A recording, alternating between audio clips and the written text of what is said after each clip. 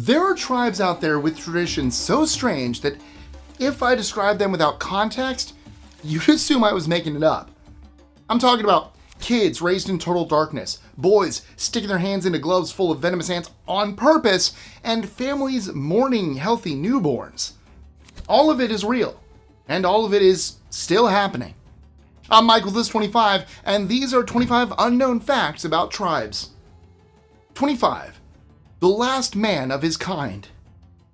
For decades, a man lived entirely alone in the Brazilian Amazon, the sole survivor of a tribe that had been wiped out by ranchers and land grabbers. No one knew his real name or what language he spoke. Officials called him the Man of the Hole because of the deep pits he dug throughout the forest. Nobody ever figured out what they were for, and now, nobody ever will. Brazil's National Indigenous Affairs Organization kept watch over him from a distance for years, leaving tools and seeds near his territory, but never making direct contact. He made it clear he wanted to be left alone. He stayed in that forest until the very end.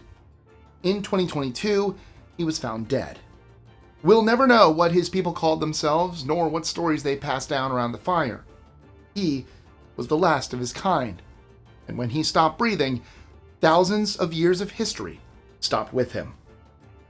24. The Utes' glowing secret.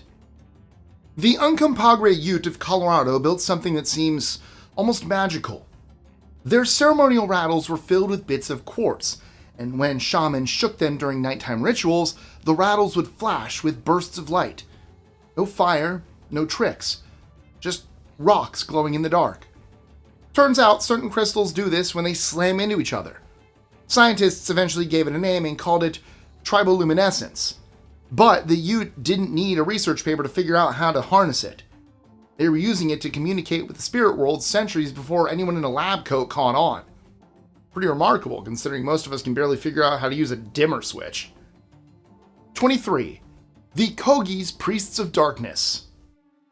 The Kogi people of Colombia have one of the most intense methods for preparing their spiritual leaders. Children, chosen to become mamos, their priests, are selected at birth based on signs that elder mamos recognize. Once chosen, these kids spend roughly the first 9 to 10 years of their lives in near total darkness. They're raised in cave-like ceremonial houses, cared for and taught by elders who pass down knowledge about the natural world and something the Kogi call a luna, their concept of a spiritual dimension underlying everything we see.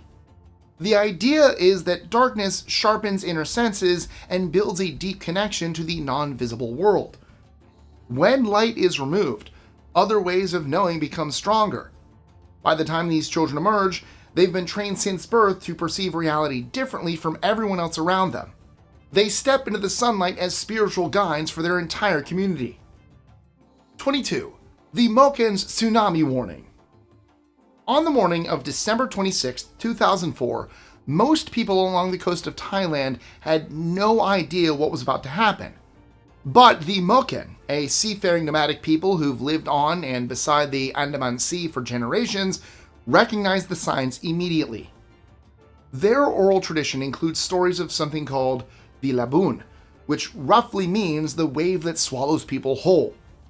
The legend describes warning signs that precede it. The sea pulls back dramatically. Cicadas fall silent. Fish behave strangely. When all of this happened that morning, Moken elders knew exactly what it meant. They urged everyone to higher ground and headed inland. Almost no Moken lives were lost that day, even as hundreds of thousands in neighboring communities perished. A legend handed down from their elders turned out to be the most accurate early warning system available. 21. The tribe that loved Prince Philip. On the island of Tanna in Vanuatu, members of the Yaonanen community spent decades believing that Prince Philip, the husband of Queen Elizabeth II, was a divine figure. This wasn't some misunderstanding of Western culture. The Yaonanen had their own prophecy that predated any contact with the British. Their oral traditions spoke of a pale-skinned son of a mountain spirit who would one day travel across the sea, marry a powerful woman, and eventually return to bring prosperity to the people. When colonial administrators arrived with photographs of Prince Philip standing beside the Queen, Village elders took one look and decided the prophecy had been fulfilled. The belief stuck around for decades, and Prince Philip actually acknowledged it. He exchanged gifts with the community and sent them signed photographs, which they treasured. When he passed away in 2021, the Yaonanan even held a mourning ceremony in his honor. 20. The Pedi's Kilts. You wouldn't expect to find tartan at a traditional South African ceremony, but that's exactly what shows up when the Pedi people gather for weddings and cultural events. Bright red plaid, styled almost identically to what you'd see in the Scottish Highlands, it's been part of the Pedi tradition since the late 1800s, when Scottish regiments passed through during the colonial era. The Pedi didn't just borrow the aesthetics and leave it at that. They spent generations reshaping it, swapping out the original colors for vibrant reds and adjusting the pattern to reflect their own heritage. What once belonged to soldiers from the other side of the world gradually became something that belonged entirely to them. These days, most Pedi wearing kilts at family gatherings have no clue about the Scottish connection, unless an elder brings it up. For them, it's simply tradition, handed down the same way songs and recipes are. 19. The Pirahã's missing numbers. The Pirahã people of the Amazon rainforest have a language that's puzzled linguists for decades. They don't use numbers, not even the concept of one. They have words that roughly translate to a little or a lot, but precise quantities don't exist in their vocabulary. Their entire worldview centers on immediate, direct experience. If something can't be personally witnessed or verified, it generally doesn't factor into their communication. They don't tell stories about the distant past. They don't make long-term plans like most societies do. Every conversation is grounded in the present moment. Researchers who have lived among them describe a community remarkably free from anxiety about the future or regret about what came before. It's such a radically different approach to language and reality that linguists still argue about what it means for our understanding of how human thought works. 18. The Satiya's inverted grief. The Satiyaa are a nomadic community in India with roots in Roma traditions, and they've got the whole life and death thing completely backward from the rest of us. At least, that's how it looks at first. When someone passes away, they throw a celebration. To them, that person has finally escaped the struggles and karmic weight of being alive. But when a baby is born, there's grief. A new child is seen as a soul re-entering a world full of suffering and difficulty. That mourning isn't because they don't love the baby, it's because they understand what that little person is about to face. Whether you agree with their perspective or not, there's something thought-provoking about viewing life and its end through an entirely inverted lens. 17. The Apatani's homemade salt. Most of us take salt for granted because it's on every kitchen table, but the Apatani people of northeast India never had that luxury. Their homeland sits deep in the hills, far from any ocean or natural salt deposits, which meant they had to invent their own source. The process they developed is surprisingly elegant. They burn certain local shrubs down to ash, which pulls sodium and other minerals out of the plant material. That ash gets mixed with water to create a seasoning called tapio, and it's been central to Apatani cooking and health for generations. Beyond flavor, tapio served a critical function in keeping people healthy. Electrolyte deficiency is a real risk when you are that isolated from conventional food sources, and this homemade salt substitute addressed the problem centuries before anyone could have shipped in the real thing. 16.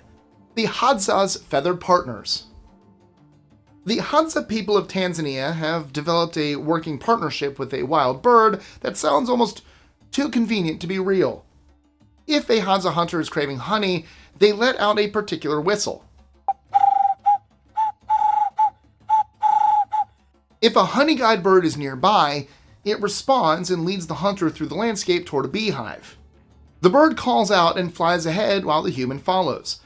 Once they reach the hive, the Hadza harvest the honey and leave part of the comb for the birds.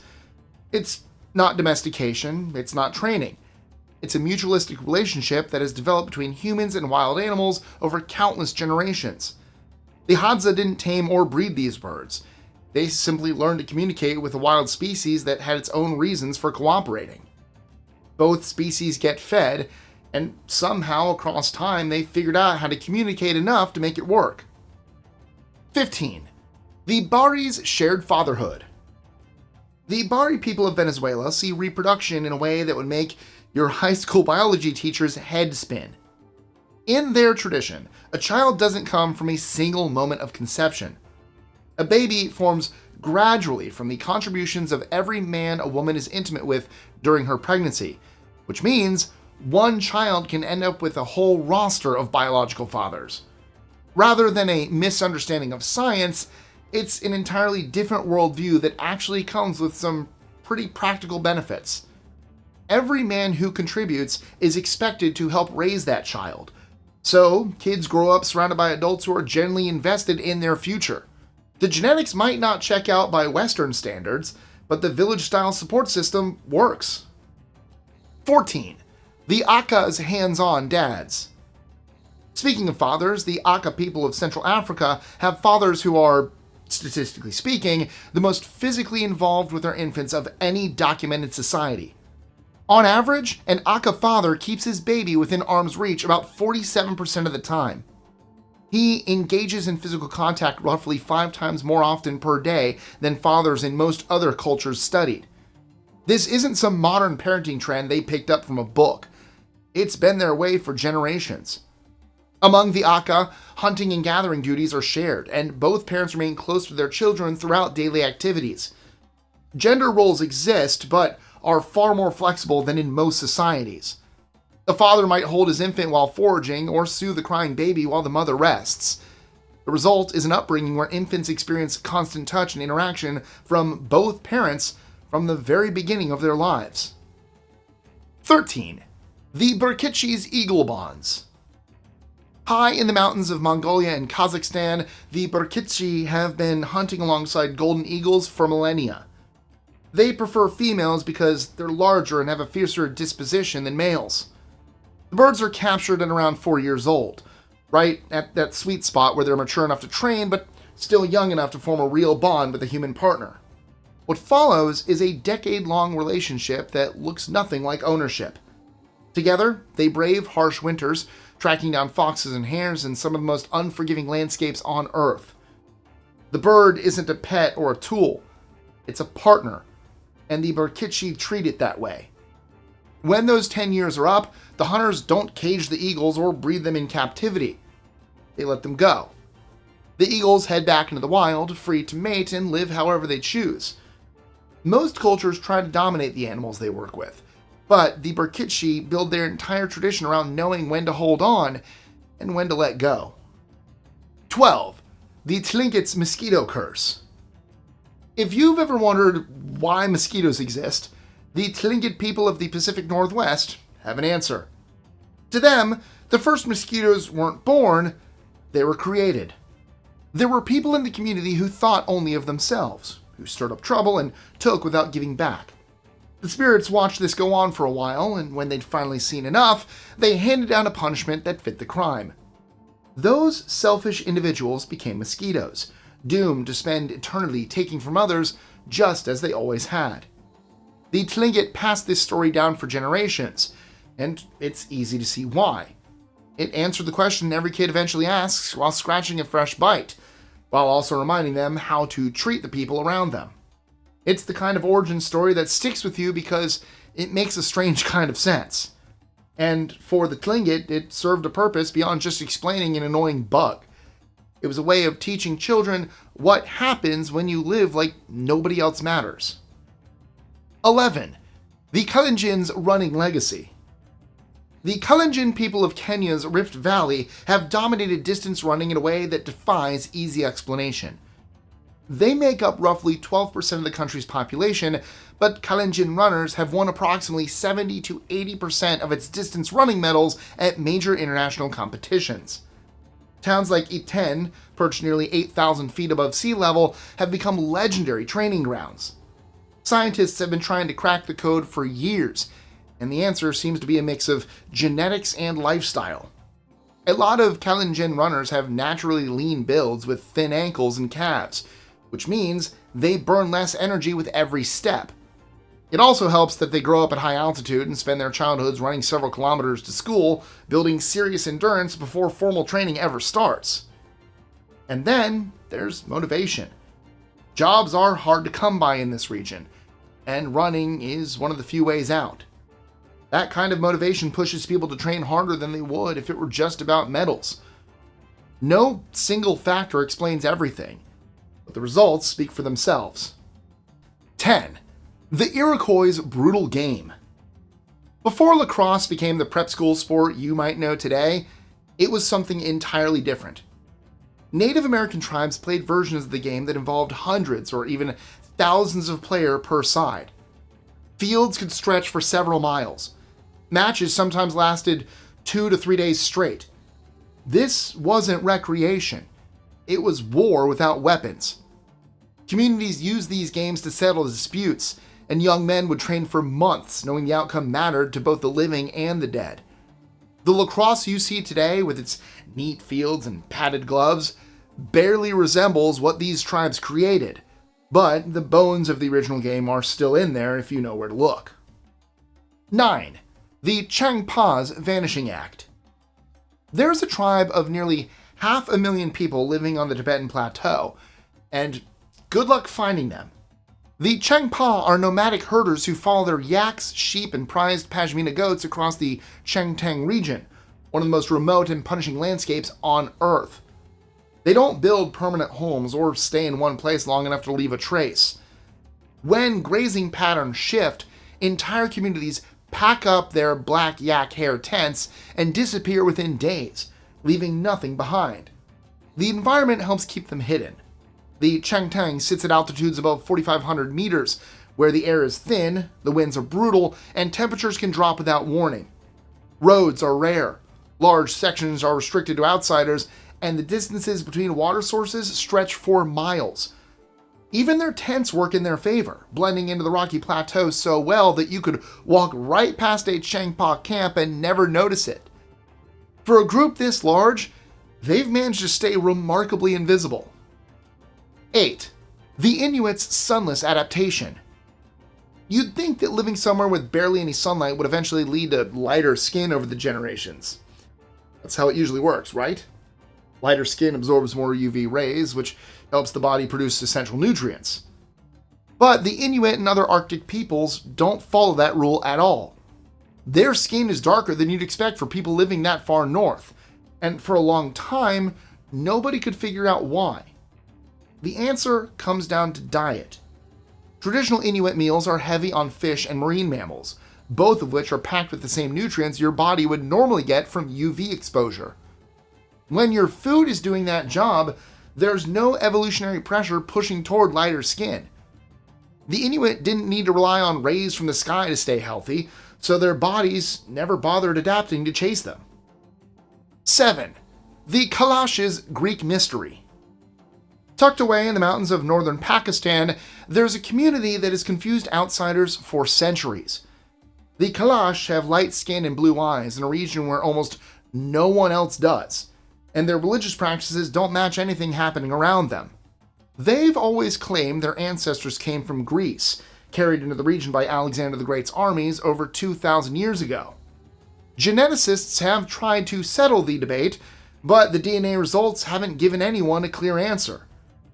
There's South Asian ancestry, Central Asian ancestry, but nothing that definitively points back to ancient Greece. The Kalash don't seem too bothered by this, though. Their identity has never been about proving something to scientists. They've kept their festivals, their faith, and their way of life intact for generations, despite intense pressure to assimilate into a Muslim-majority culture around them. At this point, whether the Greek connection is real or not almost doesn't matter. 6. The Nimboran's fertility secret. In Indonesia, certain tribal communities have traditionally used the gandarusa plant as a natural form of male contraception. And before you dismiss this as folk medicine that probably doesn't work, scientific studies have found that compounds in the plant do inhibit specific enzymes in sperm, reducing their ability to move effectively and reach an egg. Modern pharmaceutical researchers have taken a serious interest in the plant's properties, exploring whether it could become a mainstream contraceptive option. Turns out, generations of trial and observation led these communities to a functional solution that Western science is only now catching up to. 5. The Sentinelese's closed borders. There's a small island in the Bay of Bengal that might as well have a giant "Keep Out" sign floating above it. The Sentinelese who live there have made it abundantly clear for centuries that they want nothing to do with the outside world, and they've been willing to back that up with arrows. India eventually made it illegal to get within 5 nautical miles of the island, not because the Sentinelese are dangerous, but because we are. A single cold virus could wipe them out, since their immune systems have never encountered outside diseases. That didn't stop John Allen Chow, an American missionary who paddled out to the island in 2018, hoping to convert them to Christianity. He never returned, and his body was never recovered. Headlines love to throw on words like cannibalism, but anthropologists who've watched from a distance describe a community with burials, families, and fire. The Sentinelese aren't primitive or savage. They've simply decided they don't want what we're offering. And honestly, their isolation might be the only reason they're still here. 4. The Tibetans borrowed genes. The Tibetan Plateau sits at an average elevation above 4,000 meters, where oxygen levels are about 40% lower than at sea level. Most people who visit experience altitude sickness. Tibetans don't. In 2014, researchers finally figured out what was going on.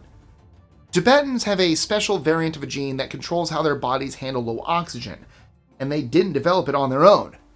They inherited it from Denisovans, an extinct group of ancient humans we didn't even know existed until 2010, when scientists pulled DNA from finger bones found in a Siberian cave.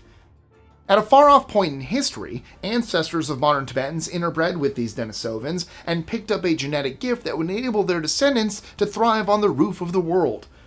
It's one of the clearest examples we have of how ancient interbreeding between human species left lasting benefits in modern populations.